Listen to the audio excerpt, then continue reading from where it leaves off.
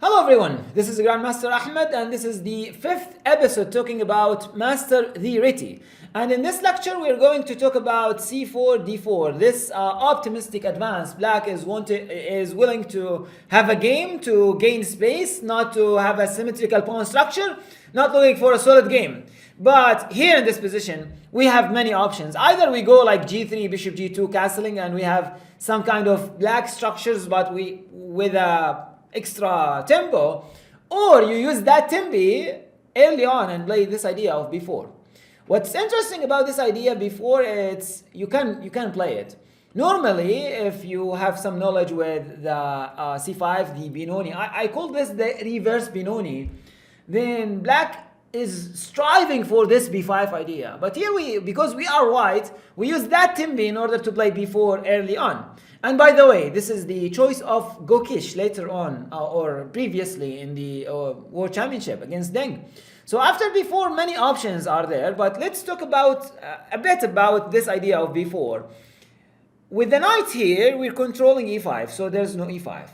With the pawn here, we're controlling c5. So c5, okay, it's possible, and we will discuss it first. But it does not have that effect, you know. After c5, whenever I want it, I can take. So this pawn cannot feel secured. So now let's start with this move c5. After c5, we go with this great gambit e3. If this gambit is accepted, then black is in very strong danger. If he took, I take, he takes, I go simply d4. I can go queen a4 and take the pawn back. Okay, that's possible, but I'm not giving pawns in order to gain them back. No, I'm giving pawns in order to gain activity, to play fast. My idea is very simple. I go bishop d3, knight d2, bishop b2, castling, having the f file. Then I'll go with e4. I have the control of the f5 square, e5 square, d5, c5, b5, and black cannot be happy at all in this position. Especially, he gained space in order to feel free or to have free maneuvers with his pieces. Now he cannot find squares for his pieces, so he's kind of angry with his position. So the gambit cannot be accepted after d takes e3. So what else can he do? Then knight f6 as Deng played, but now we play as Gokish played, which is this move a3. Very interesting move. Now after a3, black is stuck. Why? If knight c6, I go b5. If knight d7, you lose the pawn. And if e6, then you close the diagonal for the bishop, which is very passive. So what can you do? The bishop on g7 is not that great because you have a pawn on d4. That's why here Deng chose to play bishop g4, but after h3, bishop takes, queen takes, you have the bishop there. You could go g3, g4, bishop g2 next, and you have a great game. So let's go back. That's actually all for this idea c5. We will mention another idea which is going to be played especially in both chess, g5. The idea of g5 is to sacrifice a pawn and after that gaining time, like e5 attacking the knight, and if you go back like e4 attacking the knight once more, etc, etc. The simple solution for this idea is to go h3 and stop the threat of g4. And here is a side note. Whenever you face, say like I did not mention this move of g5, or you did not know it before and you face this move, this crazy move, what's the best? Normally, don't accept this kind of gambits. These kind of gambits is just about temporary effect. If you can manage not to fall to that gambit, or to take that gambit and to fall to the main idea of it, then you're completely fine. For example, here after h3, h6, you simply go g3, bishop g2, and your idea is completely simple. You go bishop b2, knight d2, rook e1, and e3. Strike in the center and attack on e5 later on. For example, knight e7, castling, knight d2, f5, rook e1. Here's an unnecessary move, but it's interesting. Knight h2, but continuing the plan, bishop b2 and e3. And after e3, you wanted to activate the rook. The queen is activated. The d4 has a problem now because I can't take. You take back. I'll go back. I'll go with the knight to b3, the knight to f3, attack on d4 thrice, too many times. And ideas like, for example, a3, rook a2, bishop a1, rook a to e2 is always there.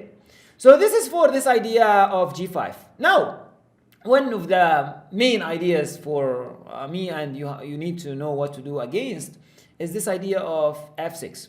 What's the point of f6? Okay, you will be attacking my pawn, I feel that, as black. So I want to support the pawn as fast as possible. And now after f6, we simply go e3, challenging the d4 pawn here and attacking it actually. So now you cannot take again, because if you take, I'll take, and then the same story, d4 will be coming, bishop d3, bishop b2, and the control over all of these squares without being a pawn down even. So going back, you cannot take that pawn, you need to go e5, hoping for e takes d4, and then you go e4. And now this knight lacks good squares. Knight h4, maybe g5 is there, so it's not, I mean, maybe not immediately, because if you go like g5, maybe some ideas like queen here is annoying, like knight g6 is coming, but okay, maybe something like queen e7 and g5 is coming afterwards, so the knight cannot be happy here on h4.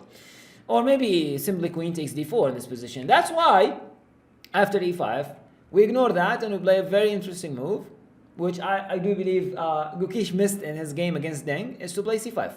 First of all, you protect your pawn on b4 once, or first. Second, you open this diagonal for bishop c4, and this bishop is going to be great along that diagonal. And now in this position, if black tried to, okay, well, wait, but now I have bishop e6. Oh, now bishop e6 doesn't work. Why? Because I have ed4. Wait a second, you mentioned that if ed4, then there is e4. Yes, I mentioned that, but the bishop was not there.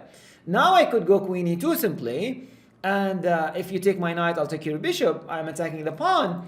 And if you go f5 in order to support your pawn, I go d3, improving the bishop and attacking more knight c3 to be coming, and eventually white is going to be a pawn up and probably winning the game. That's why you cannot go bishop e6, which is a good news for us. If not bishop e6, then say a5 in this position, trying to strike or to attack this pawn chain. I simply go bishop d5 check. And this is not an easy check to be dealt with, because if you go knight d7, then you will lose simply the pawn. The queen is not protecting anymore, and if you go e4, I can go like queen here, for example. That's why let's go back, and after bishop b5, say for example c6 attacking the pawn, and now in this position I go back bishop c4. But wait a second, what about a takes b4 now in this position? What can I do? Now magic begins. You can simply take on e5. If f takes e5, then you have this queen h5 idea, which is one of the basic stuff we know in chess. And now this king is in danger, and I'm going to fg6 take and take the rook. And this is a very, very, very scary position for black. So that's why you cannot actually take. And if you don't take, then my bishop here is great. Queen b3 is coming, bishop b2 as well, a3 as well. So white's position is super, super good. Let's go back, and after instead of a5 in this position, there's this move d3. First of all, your opponent will waste too much time and energy to play d3, and I'm sure if he studied the position, will not choose d3. After d3, I will go simply queen b3. Queen b3 attacking the pawn will be protected, and I'll go knight d4. After knight d4, knight e6 is kind of a threat to gain the bishop pair. After that, a5 is played, again trying to hit this pawn structure, trying to improve the rook. Sometimes a4 is there.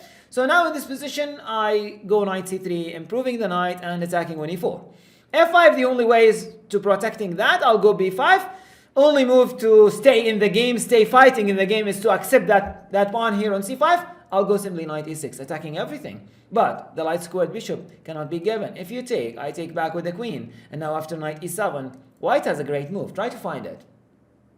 Simply g4, and this is actually a key move to strike this pawn structure. After g4, you will take on f5, then e4 will be weakened, sometimes bishop h3 to be coming, rook g1 is there, and something very important to note, this king here is very safe now.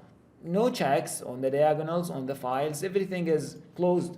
So that's why after knight e6, queen e7 is the best move. I'll take knight c5, you take back with the queen. I go bishop a3, attacking the queen again. Queen e5, attacking the queen again. You cannot take, because if you take, then d3 pawn will be very super weak. And after queen f6, I go back bishop b2. And now, after bishop b2, I have a very good practical advantage. I have one piece, two pieces, three pieces improved. I have the c5 to attack. I have a clear plan of preparing for g4. After g4, this pawn structure is in danger. So white has a very, very strong game, and black has a very, very, very tough game to survive. I don't believe practically it is survivable. but he has to make the best defensive resources he got here as black. This is actually fifth part. I hope you got the ideas. I hope it was interesting. If you like it, please subscribe and share. And if you want to know more details about the Reti, I will leave the link for my Chessable course about the Reti there. Feel free to check it out. Thanks for watching, and see you soon. Bye bye.